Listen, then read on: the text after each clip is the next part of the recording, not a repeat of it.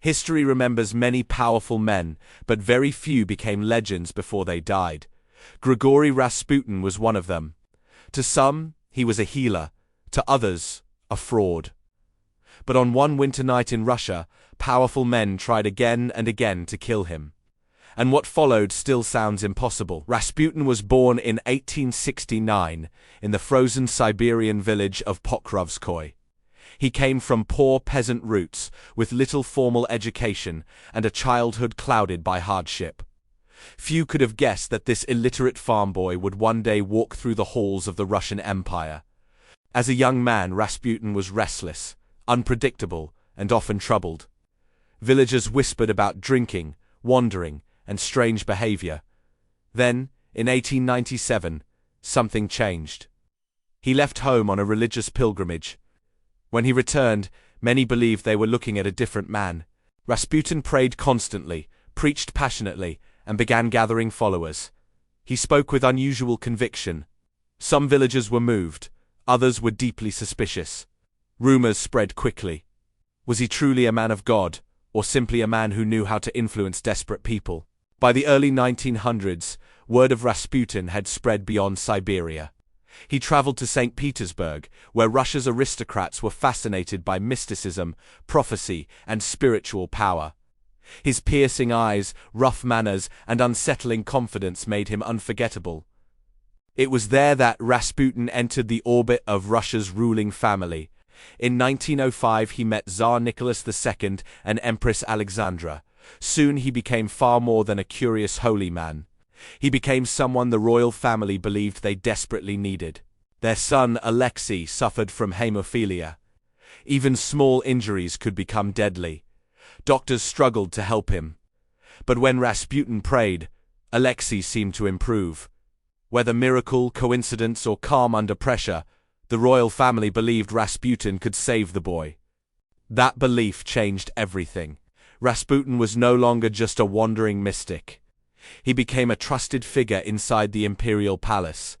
To Alexandra, he was a protector. To many nobles, he was a dangerous outsider with far too much influence. Russia was already under strain. War, political unrest, and growing poverty were tearing the empire apart.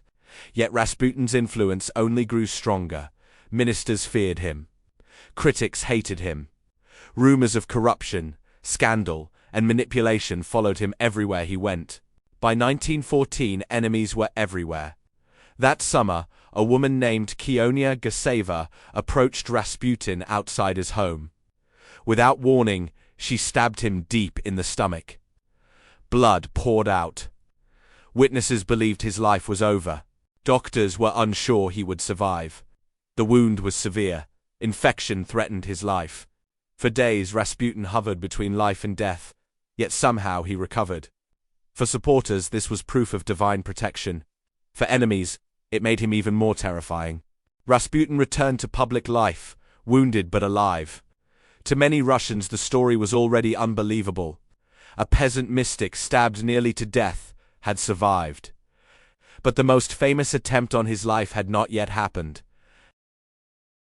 By late 1916, Russia was collapsing under war and chaos. Several aristocrats became convinced Rasputin was destroying the empire. They believed that if he remained alive, the monarchy itself might fall. So they began planning his death. On a freezing December night, Prince Felix Yusupov invited Rasputin to his palace. It was meant to be a private gathering. Beneath the elegance of candles and fine furniture, a deadly conspiracy was already waiting. According to the most famous account, cakes were laced with cyanide, wine was poisoned too. Rasputin ate. He drank. The conspirators watched. They waited, but nothing happened. He remained calm. He remained breathing. Minutes passed, then more minutes. The men became nervous. How could the poison fail? Was the story exaggerated later? Possibly. But what mattered was this. In that room, fear began changing sides. Believing poison had failed, Yusupov took out a revolver. He shot Rasputin. The mystic collapsed. At last, it seemed over. The conspirators believed the impossible man had finally fallen. Then came the moment that turned murder into legend. Rasputin suddenly moved. He opened his eyes. He struggled to his feet. And according to the account, he lunged toward the door and fled into the snowy night. Panic exploded. The men chased him across the courtyard. More gunshots cracked through the darkness. Rasputin finally fell into the snow. Whether every detail is true or not, one fact remained. His death would become larger than life. Rasputin died in the early hours of December 30th, 1916. Yet, the stories refused to die with him. Poison, stabbing, shooting, survival. Again and again, he seemed to escape death.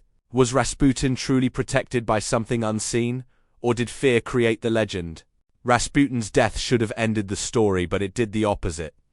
In the days that followed, rumors spread across Russia faster than official reports. Some said poison failed. Others swore bullets could not stop him. By the time the truth reached the streets, the legend had already outrun reality.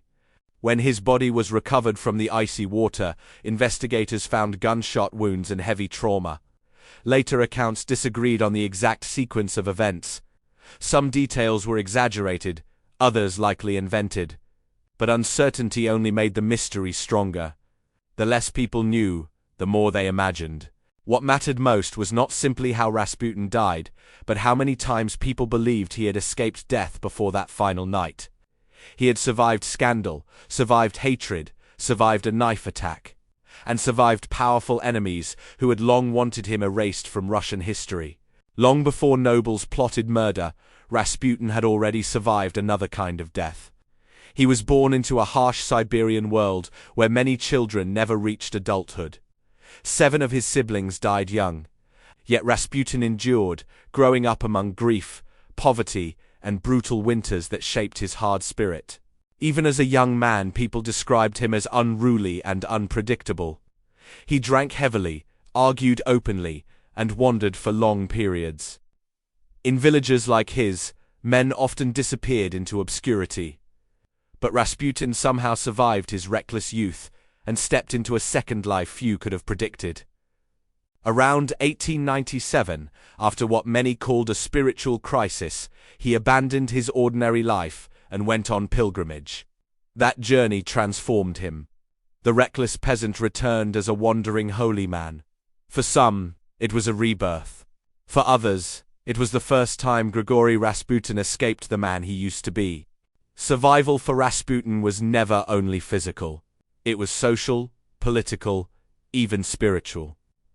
He entered St. Petersburg as a rough outsider, surrounded by polished aristocrats who mocked men like him. Yet somehow he survived their judgment, their suspicion, and their ridicule, until many of them began listening instead. His greatest survival came inside the imperial palace. Russia's ruling family lived behind guarded walls, protected by rank, tradition, and centuries of power. Yet Rasputin crossed those barriers. A peasant from Siberia entered the most guarded household in the empire, and became someone even that Tsarina depended upon. For critics, that was unforgivable. They could accept scandal, they could accept rumors, but they could not accept a man like Rasputin standing so close to the throne. The more he survived political attacks, the more his enemies began believing ordinary methods would never be enough. Newspapers mocked him, priests denounced him, nobles whispered against him in salons and private halls. Investigations were opened, accusations multiplied. Still, he remained standing. Each failed attempt to push him out only made him seem more untouchable, almost as if the attacks themselves were feeding his legend. Then came the stabbing in 1914. A woman named Kionia Gaseva plunged a knife deep into his abdomen outside his home. The wound was catastrophic. Witnesses saw blood everywhere. Even doctors doubted he would live. But once again, Rasputin endured what many believed should have killed him. His recovery became one of the darkest turning points in his story. Supporters saw divine favor. Enemies saw something almost unnatural. The same event created 2 opposite myths. To one side, Rasputin was chosen. To the other, he was dangerous precisely because he kept surviving. By the time the First World War shattered Russia, Rasputin had become more than a man. He had become a symbol. To the royal family, he represented hope. To the public, he represented decay. To conspirators, he represented a threat so powerful it had to be removed at any cost. On that final December night, poison was meant to be simple, quiet, untraceable. The plan depended on certainty. Yet according to the most famous account, Rasputin kept eating, kept drinking, and kept breathing. In that moment, even men determined to kill him began feeling the first edge of fear. Then came the gunshot, he fell. Silence followed. For most men, that would have been the end. But Rasputin's story refused to stay ordinary. The image of him rising again, whether fully true or later embellished, became the moment that turned murder into folklore. Imagine the scene: snow, darkness, frozen breath in the night air. Men who thought they controlled death suddenly chasing the man they believed they had already killed. Whether every detail happened exactly that way almost no longer mattered.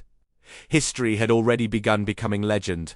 When Rasputin finally fell for the last time, Russia was only months away from revolution. Within weeks, the empire he had haunted for years would begin collapsing. His enemies succeeded in killing him. But they failed to kill the fear, rumor, and fascination he had left behind. Even now, historians still argue about what really happened that night. How much poison was there? Did he truly rise? Was the story exaggerated by the killers themselves? Every unanswered question keeps Rasputin alive a little longer in memory, books, films, and whispered conversation. That is why many still call him the man who survived 7 times. Not because every version is perfectly proven, but because again and again he escaped what should have ended him: poverty, obscurity, scandal, political ruin, a knife, poison, and bullets. More than a century later, Rasputin still stands at the edge of fact and myth. Some see a cunning manipulator. Others see a misunderstood mystic.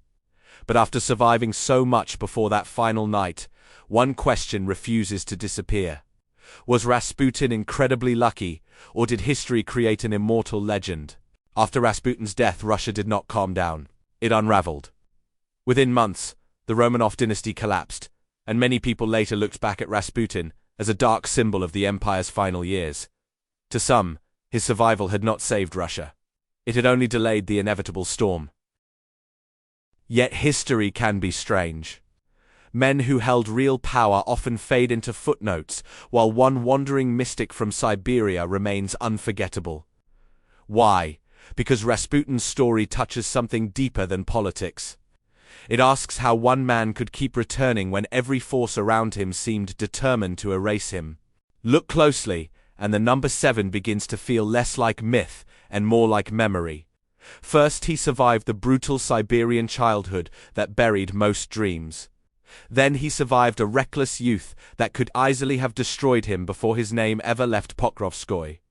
Third, he survived his spiritual collapse and re-emerged as a pilgrim. Fourth, he survived the polished cruelty of St. Petersburg society, where peasants were expected to remain invisible. Fifth, he survived court intrigue, scandal, and accusations that would have ruined almost anyone else. Sixth came the knife in 1914, a deep wound to the stomach. Blood everywhere, and doctors unsure whether dawn would find him alive. Yet Rasputin returned. For enemies already convinced he held unnatural power, this survival felt almost unbearable. Then came what many remember as the 7th survival. Poison that should have worked. Bullets that should have ended it. A body that should have stayed still. Instead, the story said he rose again. Whether literal truth or fearful exaggeration, that moment sealed his place in history. Even the men who killed him helped build the myth. Their own retellings made the night larger, stranger, and more unforgettable. Perhaps they wanted to justify murder. Perhaps they wanted to magnify the danger they believed they had destroyed. Either way, they helped make Rasputin immortal. That is often how legends are born. Not from certainty, but from contradiction. Witnesses disagree. Details shift. Facts blur. Yet one image survives every retelling. A man who should have died but somehow kept moving, kept breathing, kept returning. Rasputin was not a saint. He was not universally loved. He was accused of manipulation, indulgence, and reckless influence. But even critics admit something difficult to ignore. Few figures in modern history have walked so steadily between truth and myth, and perhaps that is why his name still echoes today. More than a century later, books, films, debates, and whispers still return to the same frozen night. People may forget ministers, generals, and nobles, but they remember the man who would not die. Some historians argue that the famous poison story was likely exaggerated. Others point to the autopsy and suggest that bullets, not miracle survival, ended Rasputin's life quickly. But even when historians challenge the legend rarely disappears. Because legends do not survive by being perfectly factual. They survive because they capture fear, wonder, and unanswered questions. Rasputin entered Russian history as a peasant. He left it as something far larger, a mystery powerful enough to outlive an empire. Think about that. The Russian Empire fell, palaces emptied, thrones vanished, yet Rasputin remains instantly recognizable across the world. That alone says something extraordinary. The man himself died. The story refused to follow him. If this story has gripped you so far, take a second and stay with me. Stories like this survive because people pass them on. And Rasputin's is one of the strangest ever told, a true collision of faith, fear, politics, violence, and myth. Before we reach the final question, like this video if you enjoy true stories stranger than fiction. Share it with someone who thinks history is predictable. Sometimes the past is far more unbelievable than anything invented. And if you want more stories like this, subscribe. It costs you nothing. Your subscription goes a long way in motivating me to keep making more videos like this one. Stories pulled from the real world, where truth often feels impossible. So, was Rasputin really a man who survived 7 times? In a literal sense, maybe not every version can be proven. But in another sense, the answer feels undeniable. Again and again, he escaped disappearance when history expected him to vanish. He survived poverty, he survived obscurity, he survived ridicule, he survived political enemies, he survived a knife, he survived the first moments of murder, and even after death, he survived in memory. That may be the strangest survival of all. More than 100 years later, his eyes still stare from photographs. His name still sparks arguments. His final night still refuses to settle into one clear version. That is not normal history. That is the kind of story people carry forward because they cannot forget it. So now it comes down to you. Was Rasputin truly a man who survived 7 times, or did fear, rumor, and power create one of history's greatest legends? What do you believe? Put your answer in the comment section below. And please tell us where you are watching this video from.